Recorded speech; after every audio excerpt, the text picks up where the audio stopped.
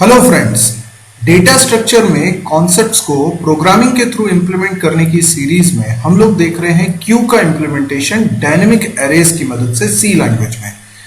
तो इसको मैंने 11 पार्ट्स में बनाया हुआ है, जिसका ये 9th पार्ट है। तो आज जो हमको देखना है वो है DQ फंक्शन, जिसमें हम डिलीशन करेंगे एक वैल्यू का क्यू के अंदर से। तो आइए सबसे पहले हम समझते हैं कि QADT जो हमने बनाने का निश्चय किया था उसमें हम डेटा स्ट्रक्चर कैसा यूज कर रहे हैं और कौन कौन से ऑपरेशंस डिफाइन कर रहे हैं। तो डेटा स्ट्रक्चर जो यूज हो रहा है वो ये रहा। इसमें 4 वेरिएबल्स हैं, कैपेसिटी, फ्रंट और रेयर। कैपेसिटी एरे के साइज को स्टोर करता है, जबकि फ्रंट उस इंडेक्स को रखता है जिस पर क्यू की सबसे पहली इंसर्टेड वैल्यू रखी हुई है, जिसको सबसे पहले डिलीट किया जा सकता है। रेयर में इंडेक्स होगा लास्ट इंसर्टेड वैल्यू का, और इसके बाद ही, इसके आगे ही अगली वैल्यू का इंसर्शन पॉसिबल है। ARR उस एरे को पॉइंट कर रहा है जिसमें कि हम डेटा रख रहे हैं। तो ये हमारे लिए एक तरह से कंट्रोल ब्लॉक है जिससे कि हम क्यू को एक्सेस करते हैं, हैंडल करते हैं। इसके बाद जो सेट ऑफ ऑपरेशंस हम लोगों ने डिफाइन किए हैं, ये ग्रीन कलर से जो दिख रहा है, ये सारे हम डिफाइन कर चुके हैं। और अब जो मात्र दो फंक्शंस बचे हुए हैं, DQ और डिलीट क्यू, तो हम लोग देखने वाले हैं DQ फंक्शन। तो इसको चेक करते हैं। तो स्टार्ट करते हैं DQ। देखिए ये है स्ट्रक्चर। अच्छा, जो कोड हम बना चुके हैं वो कैसा है? ये कोड हम ऑलरेडी कोड कर चुके हैं, और यहाँ पर क्यू में इंसर्शन करने का कोड हमने लास्ट लेक्चर में बनाया हुआ था। ये रहा वो कोड। और अब हमें जो बनाना है वो है DQ, जिसको डिलीट करना है उसकी बात होगी। तो हमने लिखा void DQ। ये फंक्शन बना रहे हैं, इसमें भी हम पास कर रहे हैं struct QADT with the same reason जो हम पहले भी डिस्कस कर चुके हैं। ये फंक्शन हमको बनाना है। डिलीशन किसका होगा? फ्रंट एलिमेंट का डिलीशन होगा, इसमें तो कोई डाउट ही नहीं है। तो देखिए अभी मेन फंक्शन की कोडिंग हम लोग देखने वाले हैं। मेन फंक्शन में देखिएगा, ये रहा मेन फंक्शन। मेन फंक्शन में हमने एक क्रिएट क्यू फंक्शन को कॉल करके 4 साइज का एक एरे बना लिया था, यानी 4 वैल्यूज हम इसमें स्टोर कर सकते हैं। This is the capacity. लेकिन इसमें और भी वैल्यूज हम स्टोर कर सकते हैं, क्योंकि ये डायनेमिक एरे है। जब ज़्यादा वैल्यू इंसर्ट होंगी तो इसका साइज ग्रो हो जाएगा। तो फिलहाल हम इसकी जो कैपेसिटी है वो 4 कंसिडर करते हुए इसको प्रोसीड करते हैं। तो लेट्स से इसकी कैपेसिटी 4 है। इनिशियली फ्रंट और रेयर दोनों की वैल्यू रहेगी -1, क्योंकि ये एरे एम्प्टी है। तो अभी इंडेक्स इसका वैलिड नहीं हो सकता। 0 1 2 3 इनमें से कुछ भी इंडेक्स नहीं हो सकता, क्योंकि अभी ये खाली है। तो फ्रंट और रेयर की वैल्यू -1 है। तो एक केस तो ये हो गया। अगर मैं डिलीशन करने जा रहा हूं तो एक सिचुएशन ये हो सकती है कि फ्रंट की वैल्यू -1 है, ठीक है, और क्या होगा, रेयर की वैल्यू ये भी -1 है, ठीक है ना? ऐसा हो सकता है। तो अगर फ्रंट और रेयर दोनों की वैल्यू -1 है तो फिर आप कुछ डिलीशन नहीं कर सकते। तो ये एक केस है जिसको हमको हैंडल करना है। दूसरा केस, जिस एलिमेंट को हम डिलीट कर रहे हैं, मान लीजिए कि इस क्यू में एक ही एलिमेंट है, ठीक है, एक ही एलिमेंट है। तो क्या होगा, फ्रंट इक्वल्स टू होगा रेयर के, पर ये -1 नहीं होगा, ठीक है ना? -1 होगा तो भी देखो फ्रंट और रेयर -1 सेम हो सकते हैं, लेकिन मैं कह रहा हूं फ्रंट और रेयर सेम है पर वो -1 नहीं है। तो ऐसी सिचुएशन हम मान सकते हैं कि क्यू के अंदर अगर एक ही एलिमेंट होगा तो फ्रंट भी उसी को रेफर करेगा और रेयर भी उसी को रेफर करेगा, क्योंकि एकमात्र एलिमेंट है। तो वही फर्स्ट इंसर्टेड एलिमेंट है और वही लास्ट इंसर्टेड एलिमेंट है, क्योंकि वही तो अकेला है।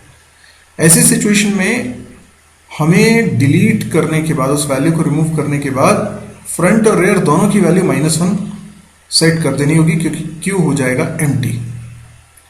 ओके, तीसरी चीज, इमेजिन करिए एक सिचुएशन जिसमें कि वैल्यूज इंसर्ट होती गई, फिर डिलीट भी होती गई, तो लास्ट इंसर्टेड एलिमेंट मान लीजिए यहां रखा हुआ है इंडेक्स नंबर 3 पे, ठीक है। अभी एक ही एलिमेंट है तो फ्रंट में भी 3 होगा, रेयर में भी 3 होगा, ऐसा हो सकता है। हाँ, 0 इंडेक्स और 1 इंडेक्स और 2 इंडेक्स पे भी वैल्यू आई थी पर वो डिलीट हो गई, ठीक है। तो एक समय ऐसा आया कि एक ही वैल्यू बची इस एरे के अंदर और इंडेक्स नंबर 3 पे रखी है, तो फ्रंट की वैल्यू 3 होगी नो डाउट, रेयर की वैल्यू भी 3 होगी। लेकिन जैसे ही मैं एक और वैल्यू इंसर्ट करूंगा तो ये वैल्यू कहाँ चली जाएगी, इंडेक्स नंबर 0 पे, क्योंकि 3 के आगे इंडेक्स नंबर 4 नहीं है और अभी एरे में जगह बाकी है, तो अभी ग्रो भी नहीं होगा। ग्रो तो तब होता है जब ये पूरा फिल हो जाता है। तो अगली वैल्यू मान लीजिए मुझे 15 एंटर करनी है, तो 15 यहाँ पे स्टोर होगी, तो फिर रेयर की वैल्यू कितनी हो जाएगी, 0।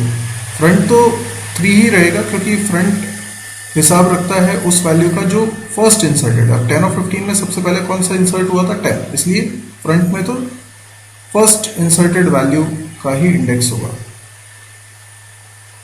तो एक और वैल्यू अगर मुझे एंटर करनी है, फॉर एग्जांपल 8, तो 8 कहाँ इंसर्ट होगी, यहाँ पर। तो इस तरीके से कुछ सिचुएशन है। तो रेयर की वैल्यू कितनी होगी, 1, ओके। अब मैं ये कहता हूँ कि मैं डिलीट करना चाहता हूँ एक वैल्यू, तो डिलीट कौन सी वैल्यू होगी, जो फ्रंट रेफर कर रहा है। फ्रंट किसको रेफर कर रहा है, ये 10 को, तो ये डिलीट हो जाएगा। तो फिर फ्रंट की वैल्यू को क्या होना है, इंक्रीमेंट हो रहा है, पर फ्रंट की वैल्यू इंक्रीमेंट नहीं हो सकती क्योंकि 3 के बाद 4 नहीं हो सकता। तो यदि फ्रंट की वैल्यू लास्ट इंडेक्स है, मतलब यदि फ्रंट की वैल्यू, देखो ये जो अलग अलग केसेस बना रहे हैं ना 1 2 3, ये इफ एल्स इफ वाले केसेस होंगे। मतलब पहली कंडीशन अगर सही हो गई तो बाकी का कुछ भी नहीं चलेगा, और पहली कंडीशन फॉल्स हुई तभी सेकंड कंडीशन चलेगी, और सेकंड कंडीशन चल रही है इसका मतलब है पहली कंडीशन फॉल्स थी, ठीक है ना।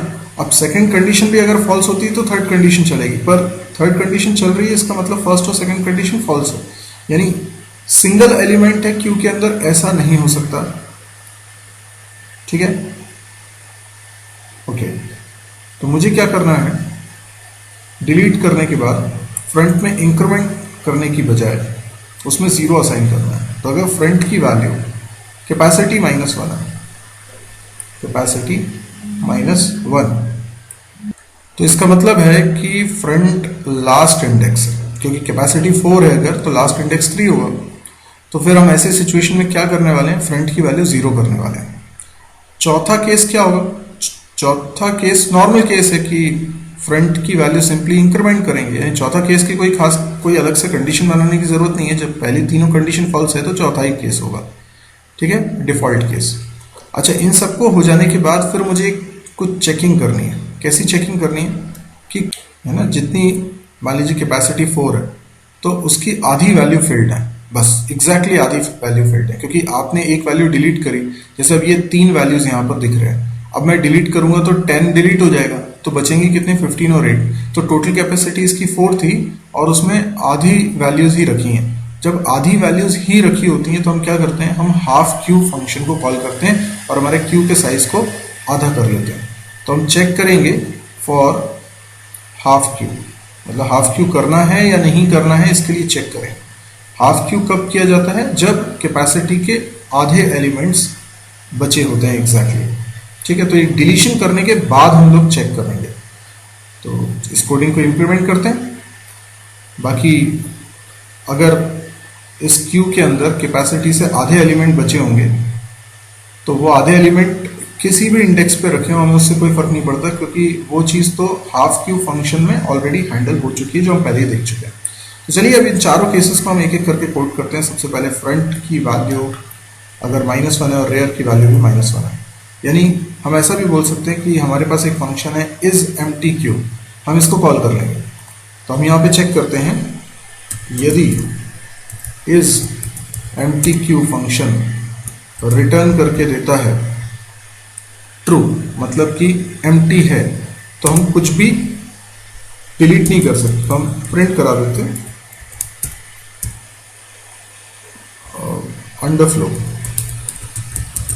तो कुछ भी डिलीट नहीं कर सकते क्योंकि उसमें कोई एलिमेंट नहीं है।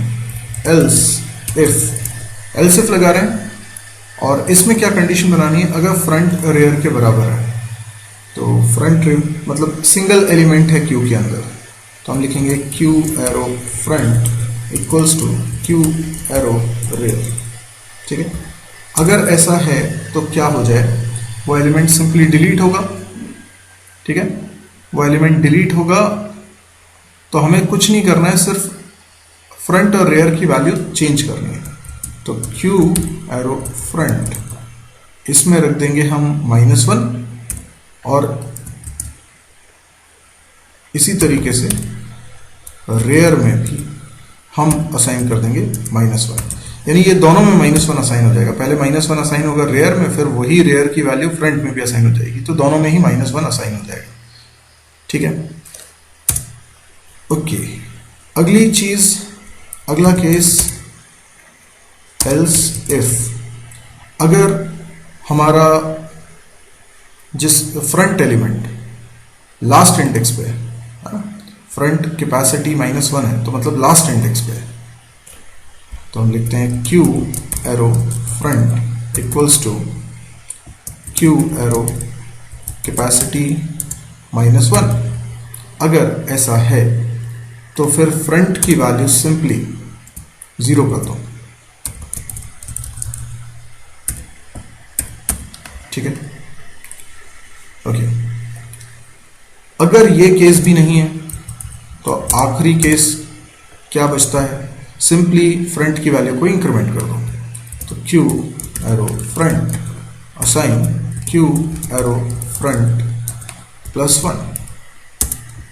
ठीक है, अब इसके बाद मुझे चेक करना है कि क्या हमारे क्यू के अंदर आधे एलिमेंट्स बचे हैं।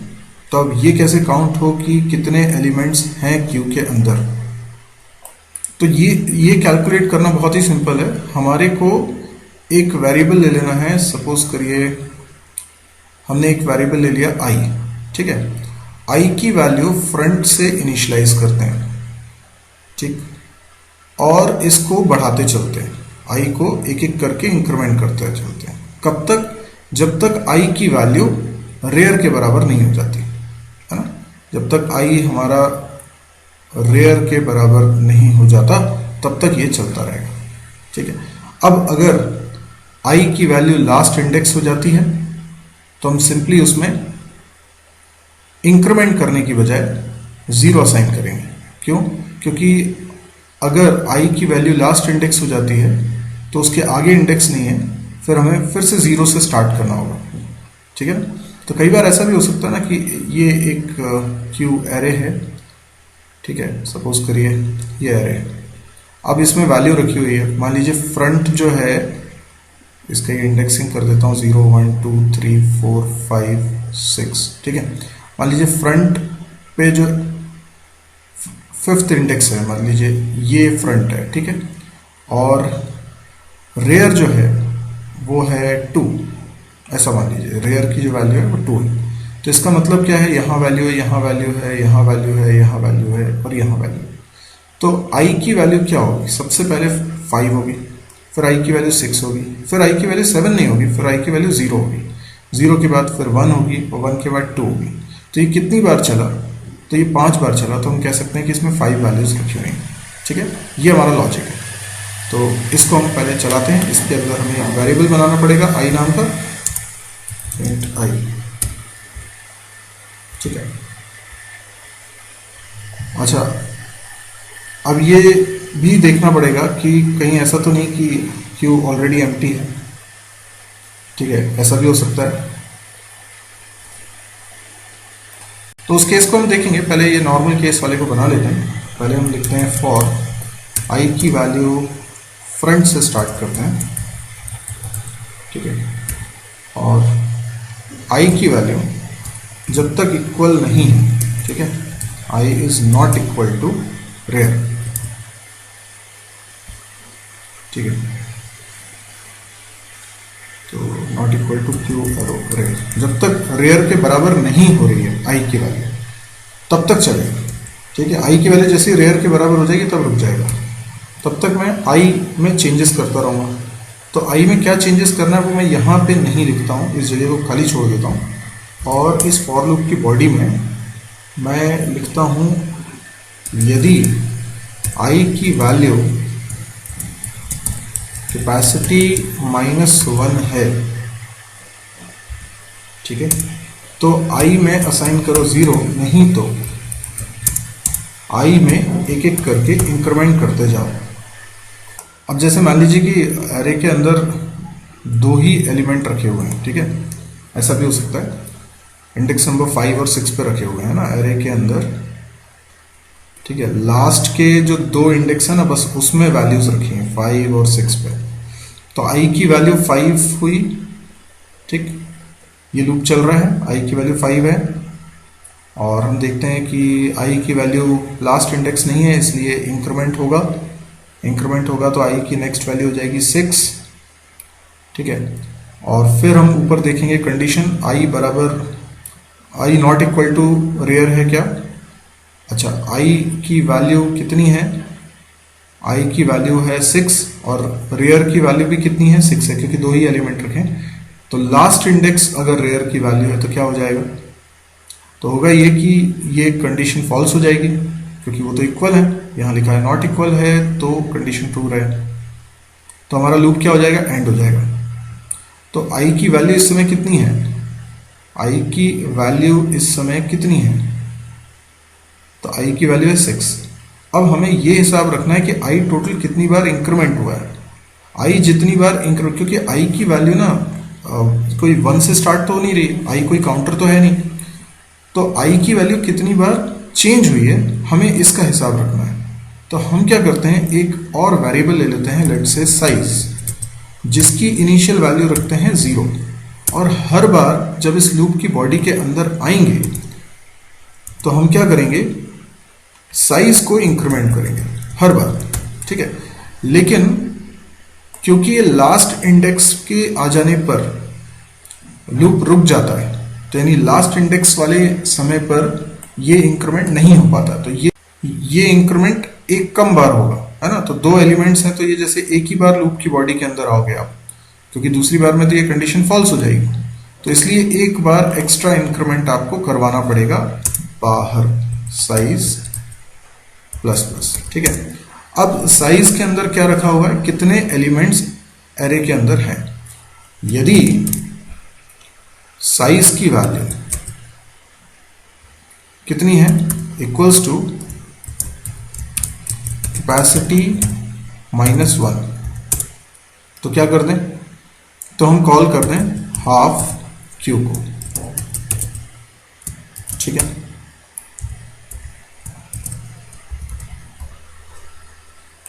अच्छा, लेकिन एक सिचुएशन ऐसी भी हो सकती है जब कैपेसिटी की वैल्यू, और सॉरी कैपेसिटी -1 लिख दिया है, कैपेसिटी /2, ठीक है, कैपेसिटी का आधा करता हूं मैं तो वो साइज के बराबर होता है, तो जब आधे एलिमेंट्स हैं तो हम हाफ क्यू को कॉल करें। तो अब इसमें एक सिचुएशन ये भी हो सकता है कि कैपेसिटी की वैल्यू मान लीजिए ऑड नंबर है, तो एक सिचुएशन को जरा इमेजिन करिए, अगर कैपेसिटी की वैल्यू सपोज करिए 7 है, ठीक है, तो टोटल 7 एलिमेंट इसमें स्टोर हो सकते हैं।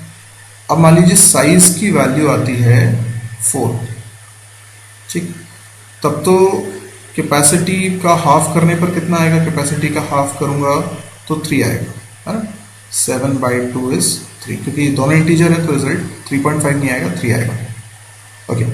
तो साइज की वैल्यू अगर 3 होगी ना तब ये वर्क करेगा, तो एग्जैक्टली हाफ तो हो नहीं सकता ना, क्योंकि साइज की वैल्यू 3.5 तो हो नहीं सकती, या तो 3 होगी या 4 होगी, तो साइज की वैल्यू 4 होगी तब काम नहीं करेगा, साइज की वैल्यू जब 3 होगी तब ये काम करेगा। तो जब अगर 7 एलिमेंट्स की जगह है और 3 एलिमेंट्स ही उसके अंदर रखे हुए हैं तो फिर उसका साइज हाफ हो जाएगा, और हाफ हो जाएगा तो वो हाफ कैसे होगा, तो उसके लिए हमने हाफ क्यू फंक्शन बनाया हुआ है, उसको हम कॉल कर रहे हैं, हाफ क्यू की कोडिंग यहाँ पर की हुई है, उसमें क्या हो जाता है, तो एक नया एरे बन जाता है आधी कैपेसिटी का, मतलब 7/2 होगा तो 3 हो जाएगा, और जो एलिमेंट्स उसके अंदर रखे हुए थे, है ना, वो कॉपी हो जाएंगे इस नए वाले एरे में, और लास्ट में हम कैपेसिटी की वैल्यू भी चेंज कर देंगे और नए एरे को ये ARR पॉइंट करने लगेगा, फ्रंट और रेयर भी हम अपडेट कर देंगे, ठीक है ना। तो ये हाफ क्यू की टेंशन है कि कैसे हाफ करना है, हमारा काम तो इतना ही था जो कि हो गया। अब एक सिचुएशन इमेजिन करिए कि अगर क्यू का साइज घटते घटते सिर्फ एक सिंगल एलिमेंट बचा हुआ है ना, तो क्यू में एक ही एलिमेंट है सपोज करिए, और क्यू का जो कैपेसिटी है वो 1 है, और उसी एलिमेंट को मैं डिलीट कर देता हूं। तो डिलीट कर दूंगा तो हमारा ये वाला केस चल जाएगा जब फ्रंट और रेयर इक्वल हैं, और फ्रंट और रेयर में फिर वैल्यू -1 आ जाएगी, ठीक है ना। तो अब जब एक ही एलिमेंट बचा है तो उसके साइज को तो आप आधा कर नहीं सकते। तो ये जो फॉर में सब कुछ लिखा हुआ है ना, ये हाफ क्यू के लिए ये तभी चलना चाहिए जब फ्रंट की वैल्यू -1 ना हो, ठीक है ना। तो if Q arrow front is greater than -1, अगर ऐसा है तो ये सब चलेगा, वरना नहीं चलेगा, ठीक है। तो ये मैंने इफ की बॉडी बनाई और ये सब कुछ इफ की बॉडी के अंदर लिख देता हूं, ठीक है। तो ये हाफ क्यू वगैरह कॉल ही तब होगा, तभी हो सकता है जब फ्रंट की वैल्यू -1 से कम ज्यादा हो, यानी क्यू अगर पूरी एम्प्टी है और क्यू में एक ही कैपेसिटी है तो एक कैपेसिटी का तो आप कुछ आधा कर नहीं सकते। तो ये हमारा पूरा फंक्शन बनके तैयार हो चुका है, इसको अब टेस्ट करके देखने की जरूरत है। तो देखिए, इससे पहले हमने क्यू में इंसर्शन वाले लॉजिक को टेस्ट करने के लिए कोड लिखा था, ठीक है। अभी मैं क्या कर रहा हूँ, यहाँ डी क्यू करूँगा। जैसे अभी इसमें इंसर्शन करता हूँ तो इसमें मैंने वैल्यू इंसर्ट कर ली है, 10 इंसर्ट कर लिया, फिर 3 इंसर्ट कर लिया, 15 इंसर्ट कर लिया, 20 इंसर्ट कर लिया, तो 4 वैल्यूज इसमें इंसर्ट हो चुकी हैं। तो अभी 4 की जरूरत नहीं है, मैं 3 ही वैल्यू इंसर्ट करता हूँ सपोज करिए, ठीक है। 3 वैल्यू इंसर्ट करने के बाद ये स्टेटस बता देगा कैपेसिटी कितनी है, फ्रंट कितना है, रेयर कितना है, ठीक है। अब मैं क्या करता हूँ, डिलीट करना स्टार्ट करता हूँ। तो यहाँ पर मैं डिलीट करना स्टार्ट करूँगा, तो dq फंक्शन को कॉल करूँगा और इसमें पास कर दूंगा q, ठीक है। और ये जो printf स्टेटमेंट लिखा हुआ है इसी को मैं कॉपी कर लेता हूँ, ठीक है। ये मैंने कॉपी कर लिया। क्या होगा ना कि एलिमेंट डिलीट होने के बाद ये बता देगा कि अब कैपेसिटी क्या है। अब देखिए, इनिशियली साइज 4 था, मैंने 3 एलिमेंट्स इसमें इंसर्ट किए, जैसे ही एक एलिमेंट डिलीट किया तो इसमें 2 एलिमेंट बचेंगे, तो फिर साइज भी डिक्रीज होकर उसका 2 हो जाना चाहिए। तो इसी चीज को अपन टेस्ट करने वाले हैं। ये देखिए, सबसे पहले कैपेसिटी 4 थी, फ्रंट 0, रेयर 0, ठीक है, क्योंकि एक वैल्यू हमने इंसर्ट कर दी थी 10, उसके कारण फ्रंट और रेयर दोनों 0 हो चुके थे। फिर दूसरी वैल्यू इंसर्ट करी थी हमने, तो भी कैपेसिटी 4 है और रेयर एक इंक्रीमेंट हो गया। फिर तीसरी वैल्यू हमने इंसर्ट करी थी तो उसके कारण रेयर की वैल्यू 2 हो गई थी। अब जब 3 वैल्यू इंसर्ट होने के बाद जब मैंने डिलीट किया तो पहली वैल्यू डिलीट हो गई थी जो सबसे पहले इंसर्ट करी थी, दैट इज 10। उसके कारण क्या हुआ, उसके कारण कैपेसिटी अब चेंज होने वाली है, क्योंकि हाफ क्यूब फंक्शन कॉल होगा। कैपेसिटी थी 4 और उसमें आधे एलिमेंट्स बचे थे डिलीशन के बाद, इसलिए क्या हुआ, हाफ क्यूब कॉल हो गया। हाफ क्यूब कॉल होने से क्या होता है कि एलिमेंट्स भी इस नए एरे में, क्योंकि हाफ क्यूब करते हैं तो जो ओरिजिनल साइज था एरे का वो आधा कर दिया, तो एक नया एरे बनाते हैं और जो बड़ा वाला एरे था उसका डेटा हम कॉपी कर लेते हैं नए वाले एरे में, पर 0 इंडेक्स से कॉपी करना स्टार्ट करते हैं। या हाफ क्यूब में हम ऑलरेडी समझ चुके हैं। इसलिए जो मात्र दो एलिमेंट उस एरे में बचे हुए हैं उसका इंडेक्स 0 और 1 होगा, मतलब फ्रंट 0 पे होगा और रेयर 1 पे होगा। तो ये बिल्कुल सही जा रहे हैं। अब अगर मैं इंसर्ट कर दूंगा एक वैल्यू तो फिर वापस इसका साइज 4 हो जाएगा, क्योंकि इसमें जगह अब बची नहीं है ना, 2 ही एलिमेंट की जगह थी और दोनों इसमें रखे हुए हैं। तो अगर मैं एक और वैल्यू इंसर्ट करूंगा तो ये फिर से ग्रो हो जाएगा। तो ये ग्रो और श्रिंक हो सकता है, इसलिए ये डायनेमिक एरे। अगर आप और वैल्यू इसमें से डिलीट करने की कोशिश करेंगे, जैसे कि मैं करता हूं, तो मैं एक और वैल्यू डिलीट करता हूं। एक और वैल्यू डिलीट करने से क्या होगा, अब 2 तो वैल्यू बची थी एरे के अंदर, उसमें से भी एक डिलीट कर दी तो कैपेसिटी 2 थी और एक डिलीशन हो जाने के बाद अब एक ही एलिमेंट बचेगा तो फिर से वो हाफ हो जाएगा। तो इसका मतलब नई कैपेसिटी हो जाएगी 1। ठीक है, तो इसको भी चला के देखते हैं। ये देखिए, नई कैपेसिटी यहाँ पर 1 हो गई है और एक ही एलिमेंट उसमें बचा है इसलिए फ्रंट और रेयर दोनों 0 इंडेक्स की बात कर रहे हैं। अब अगर एक और एलिमेंट इसमें से डिलीट करता हूं मैं, देखिए मैं एक और एलिमेंट डिलीट कर रहा हूं, अब क्या होगा, यानी कैपेसिटी 1 थी, उसमें एक ही एलिमेंट रखा था, वो भी डिलीट हो गया, तो भी कैपेसिटी अब और कम नहीं होगी, कैपेसिटी कम से कम 1 तो रहने वाली है। तो देखिए सारे एलिमेंट्स डिलीट हो चुके हैं, फ्रंट और रेयर -1 है, लेकिन कैपेसिटी अभी 1 है। ठीक है, अभी मैं इसमें वैल्यू इंसर्ट करना चाहूँ तो इंसर्ट कर सकता हूँ। फॉर एग्जांपल फिर से मैं 10, 3, 15 ये इंसर्ट करता हूँ। ठीक है, फिर से इंसर्ट करता हूँ, देखिए ये मैंने कॉपी कर दिया। तो फिर से मैं इसके अंदर क्या इंसर्ट करने वाला हूँ, 10 इंसर्ट करने वाला हूँ, 3 इंसर्ट करने वाला हूँ, 15 इंसर्ट करने वाला हूँ। तो देखते हैं इसके बाद रिजल्ट कैसा आता है, क्योंकि 10 इंसर्ट करूंगा तो एक जगह तो है, लेकिन फिर जब 3 इंसर्ट करूंगा तब उसका साइज ग्रो हो जाएगा, तो 1 से 2 हो जाएगा उसका साइज। ठीक है, फिर मैं 15 इंसर्ट करूंगा तो फिर से उसका साइज ग्रो हो जाएगा, 4 हो जाएगा। तो देखिए, तो जब सब कुछ खाली हो चुका था पूरा क्यू, तो एक कैपेसिटी बची थी, फिर मैंने एक और वैल्यू 10 इंसर्ट कर दी तो भी बनी रही कैपेसिटी, फिर एक और वैल्यू इंसर्ट करी तब ये ग्रो हुआ, इसकी कैपेसिटी 2 हो गई, और फिर तीसरी वैल्यू इंसर्ट करी तो फिर ग्रो हुआ क्योंकि वो फुल हो चुका था, तो 4 हो गई। अभी उसमें एक जगह है, यानी 3 वैल्यूज रखी हुई हैं इसमें, फ्रंट 0 से लेकर रेयर 2 तक, अभी इंडेक्स नंबर 3 पे कोई वैल्यू नहीं रखी है। तो इस तरीके से हमने इसको वेरीफाई भी कर लिया, हमारा कोड बिल्कुल सही है। तो एक बार आप इस कोड को देख सकते हैं जो अभी हमने बनाया था, ये रहा DQ का कोड। तो आज हमने एक और फंक्शन बना लिया है, दैट इज DQ। तो मैं इसका कलर भी चेंज कर देता हूं, और अब हमें अगले लेक्चर में बनाना है डिलीट क्यू फंक्शन, जिससे कि पूरी क्यू की मेमोरी रिलीज होगी, क्योंकि हम डायनेमिकली मेमोरी एलोकेट कराते हैं तो उसकी मेमोरी को रिलीज करना भी इंपॉर्टेंट है, अदरवाइज मेमोरी लीक का खतरा होता है। अब यदि आज का वीडियो आपको पसंद आया तो आप इसे लाइक कर सकते हैं। यदि आप इस तरह के और वीडियोस देखना चाहते हैं तो इस चैनल को जरूर सब्सक्राइब करिए। इसके अलावा मेरी एक वेबसाइट है www.mysurgery.com, इसको विजिट करना ना भूलें, क्योंकि कई सारे वीडियोस जो आपको यूट्यूब पे नहीं मिल रहे हैं वो शायद इसलिए नहीं मिल रहे हैं कि वो दूसरे यूट्यूब चैनल पे रखे हुए हैं, या फिर वो यूट्यूब पे है ही नहीं। तो ये सब कुछ फ्री कंटेंट आपको मेरी वेबसाइट पे मिलता है और बहुत ही ऑर्गेनाइज मैनर में मिलता है, तो एक बार आप विजिट जरूर करें। इसके अलावा भी इसमें वीडियो के अलावा भी बहुत सारा कंटेंट है, लाइक कैंपस प्रिपरेशन से रिलेटेड कंटेंट है, प्रोजेक्ट्स यहाँ पर मिलेंगे और भी बहुत सारी चीज़ें मिलेंगी, और डेली इसमें नया कंटेंट अपलोड होता है, नए वीडियोज़ आते हैं। तो आप इसको एक बार विजिट जरूर करें, और अगर पसंद आए तो आप इसको शेयर जरूर करिएगा, क्योंकि इसमें सब कुछ फ्री और हिंदी में है, तो कई लोगों के ये बहुत काम का हो सकता है। तो शेयर करें अपने फेसबुक वॉल पे या व्हाट्सएप ग्रुप पे, या लोगों को मौखिक रूप से बताएं। Thank you.